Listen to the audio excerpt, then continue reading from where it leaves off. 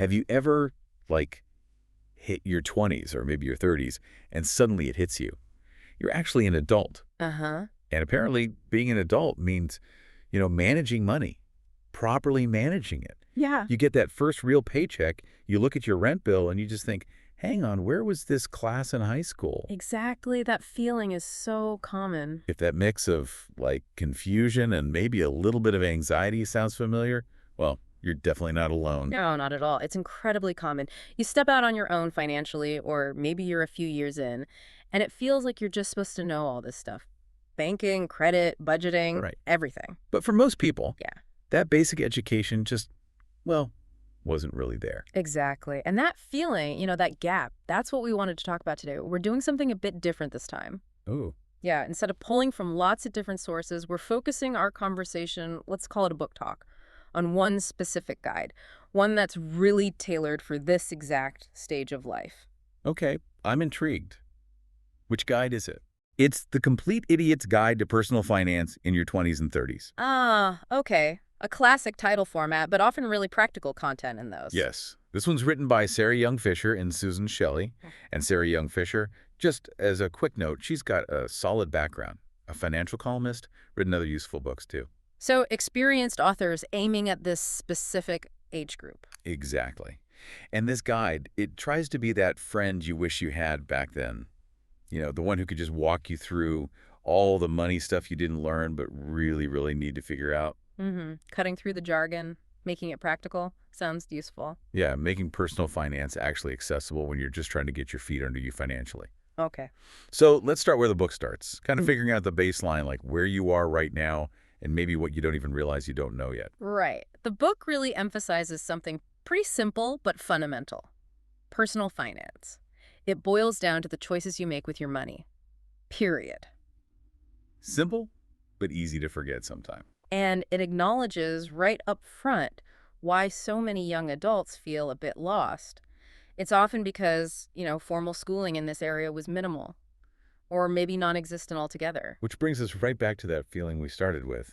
Like, you can maybe do calculus, but figuring out how to actually balance a checkbook. Or what an overdraft fee really means. Yeah.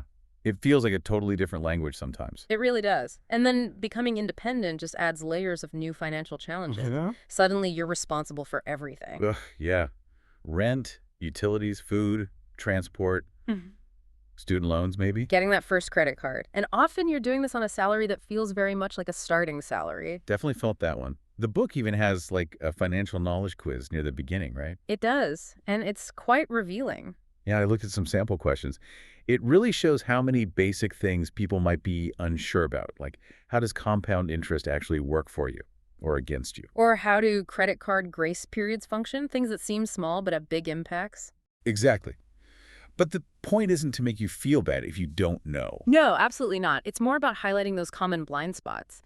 The book really stresses that just recognizing you have gaps is honestly the most important first step. It's totally okay not to know everything yet. Absolutely. It's just about deciding to get informed. And once you see those gaps, the book starts building the foundation. So let's talk banking, credit, housing, the big basics. Okay, starting with banking. Checking, savings accounts. Pretty standard stuff, but the book puts a huge emphasis on understanding the fees. Oh, yeah. Fees are like silent little money thieves. They really are. Things like falling below a minimum balance. Or using an ATM that's not in your network. Exactly. Stuff you might agree to in the fine print without realizing it. The book really pushes you to know precisely how your bank operates and, crucially, how it charges you. So read the pamphlet they give you. Or at least ask the right questions. Mm. And, while some might think it's old-fashioned, the book still strongly suggests tracking your spending. Balancing the checkbook, basically. Or using an app. Either way, whether it's a physical register or a digital tool, the core idea is knowing exactly how much money you have and where it's actually going. It's like the bedrock of having any financial control. Makes sense. And then credit cards. Getting your first one feels like a big step, right? But it can be confusing too. Definitely. The book walks you through the options if you're starting with zero credit history. Things like maybe a secured card where you put down a deposit first. Right, like collateral almost. Yeah, essentially. Or maybe needing a cosigner, which often ends up being a parent. It helps you weigh the pros and cons of each route. And he gives some really solid practical tips, like how many cards do you actually need? Hmm. What does it suggest? Well, often, especially when you're just starting, maybe just one is enough. Mm, Enough to build credit without making things too complicated. that sounds sensible. Avoid getting overwhelmed. And it highlights this golden rule, absolutely critical rule, about when not to use a credit card. Okay, what's the rule? Don't use it for anything that will be long gone before the bill even arrives. Ah, yes, that's key. Because that's how you slide into the debt trap, right? Yeah. Using credit for, I don't know, dinner, out, movies, drinks. Things you consume immediately. Yeah. Then you're paying interest, possibly for months, on something you enjoyed weeks ago. The book really emphasizes that credit cards are a tool. Use them wisely. Great. Misuse them. And they can hurt you badly. It also touches on understanding things like annual fees and, super importantly, the interest rates, the APR. Right, the annual percentage rate. Yeah, explaining how a high APR can make even a small balance balloon if you don't pay it off really quickly. That interest compounding against you. It's brutal. It can be. Okay, so you've got your bank account sorted, maybe navigating that first credit card. Next up, a place to live. Housing. Usually the biggest chunk of your budget when you're starting out. For sure. And the book offers a lot of practical advice, mainly focused on renting, which is common in your 20s and 30s. How to find a place, for instance. It covers the usual ways: word of mouth, checking online listings, maybe using a real estate agent who handles rentals. But it really flags the importance of understanding the total upfront cost. It's not just the first month's rent. No. There's usually a security deposit. Maybe the last month's rent too, sometimes application fees. It can add up to a serious chunk of change before you even move in. You need to budget for that specifically. Good point. And it talks about roommates, doesn't it? Mm. The reality of sharing space. It does. It acknowledges that living with roommates is often a necessity to afford a place, especially in expensive areas. But it doesn't romanticize it either. No. No, it talks about, the potential pitfalls, finding people you're actually compatible with, having clear agreements about bills, chores, guests. It's key to avoiding drama later on. Yeah, been there. And what about protecting your stuff? Ah, renter's insurance.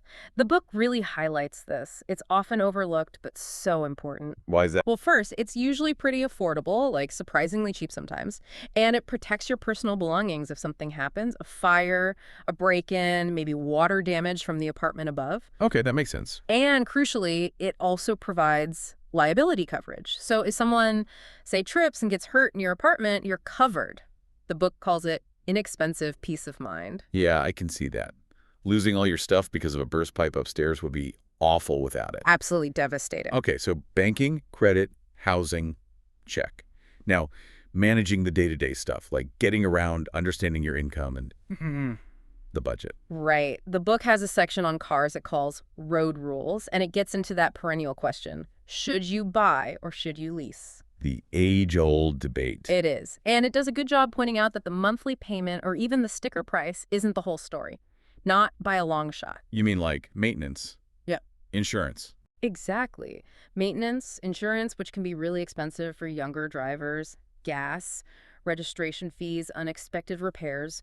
The book encourages you to think about the total cost of ownership over the time you'll have the car. That's a much bigger number usually. Often, yes. And it also makes a really crucial point. Owning a car isn't always necessary. Depending on where you live, right? That's precisely. If you're in a city with good public transport, maybe biking or using ride-sharing services is way more practical and cheaper. The book even mentions just renting a car for specific trips as a valid option. Don't just assume you need one. Smart. Okay, moving on to income. I love one of the chapter titles here. That's my salary. You've got to be kidding. Huh. Yeah, that probably resonates with a lot of people starting out. Totally. The book acknowledges that initial salaries might feel, well, low. But it focuses on understanding your overall financial picture, starting with calculating your net worth. Yes, net worth. Sounds fancy, but the book breaks it down simply. It's just what you own your assets minus what you owe your liabilities or debts. Like a personal balance sheet. Exactly. It even provides a worksheet. It's not just some number. It's like a snapshot of your financial health at that moment, and it's something you can track over time to see progress. And a huge part of that financial picture is having an emergency fund, Yeah. right? Oh, absolutely vital. The book really hammers this home. The goal it suggests is saving up 3 to 6 months worth of essential living expenses. Not necessarily 3 to 6 months of your full salary. No, essential expenses. Think rent or mortgage, basic utilities, food, essential transportation.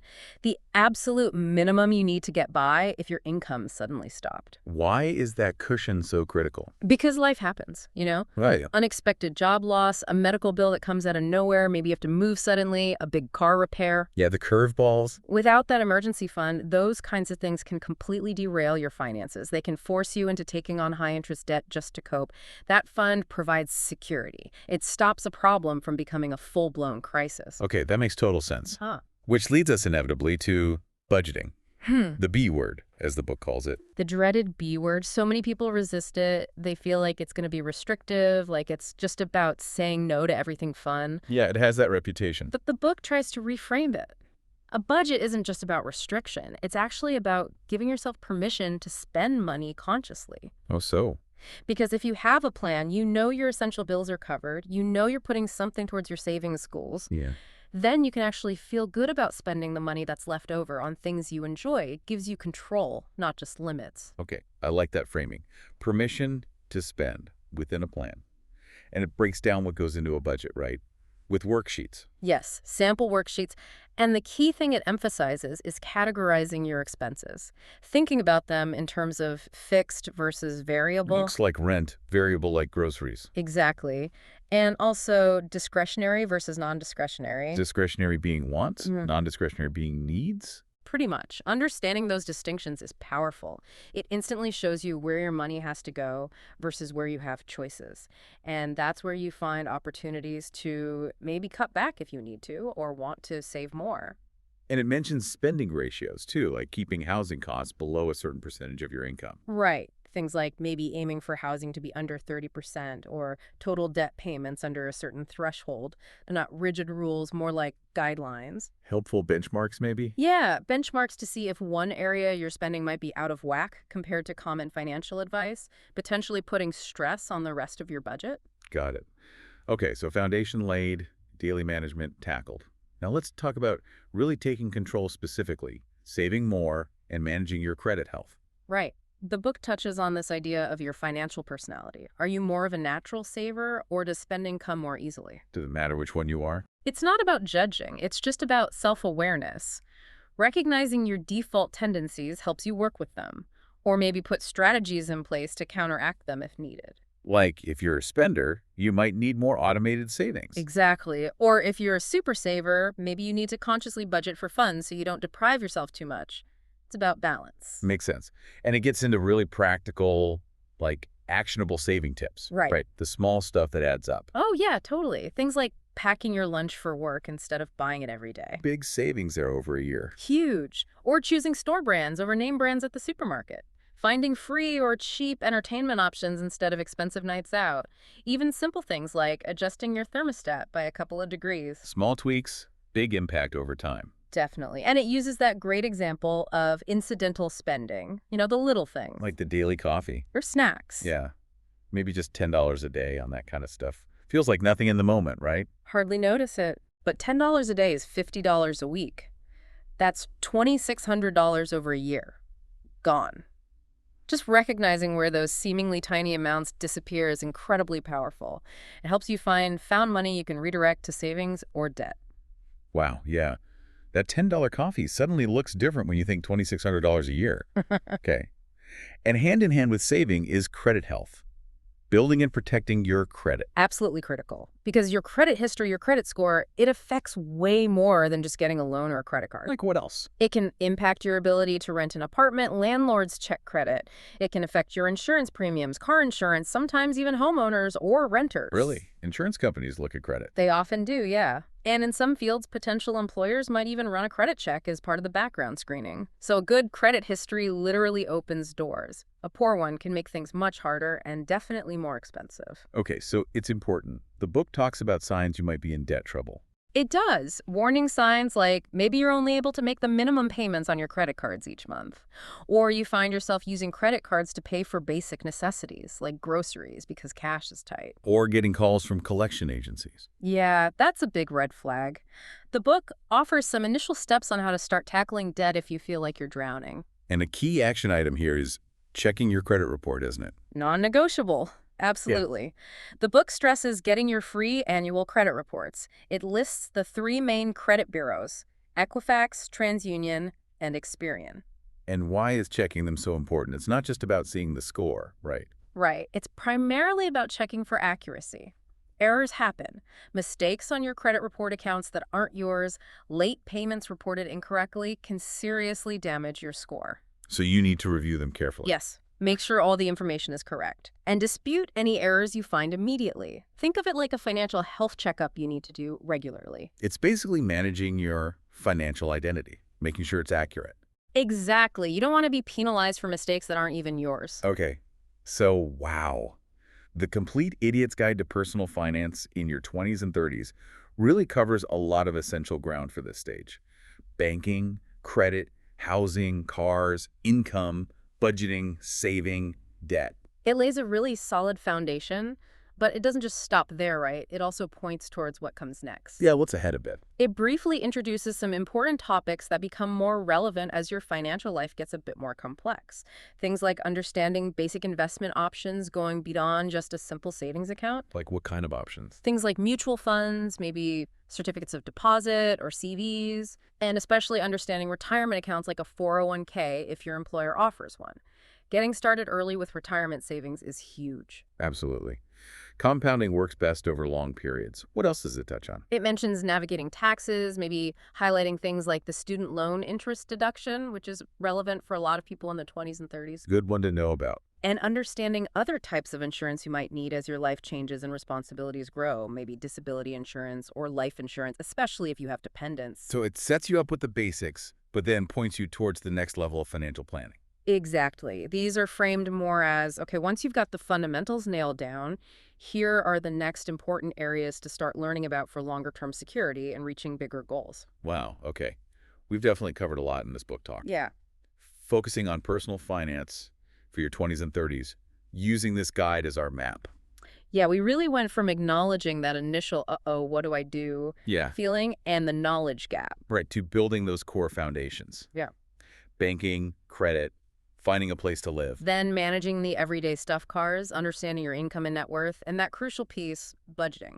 And finally, strategies for actively taking control, saving smarter, protecting your credit health, and even getting a glimpse of what's next. It really underscores the idea that taking deliberate steps now, even if they seem small, to understand and manage your money is just so vital for building a more secure financial future down the road. It can feel overwhelming at first, maybe, Yeah, but every little step forward really does count. absolutely.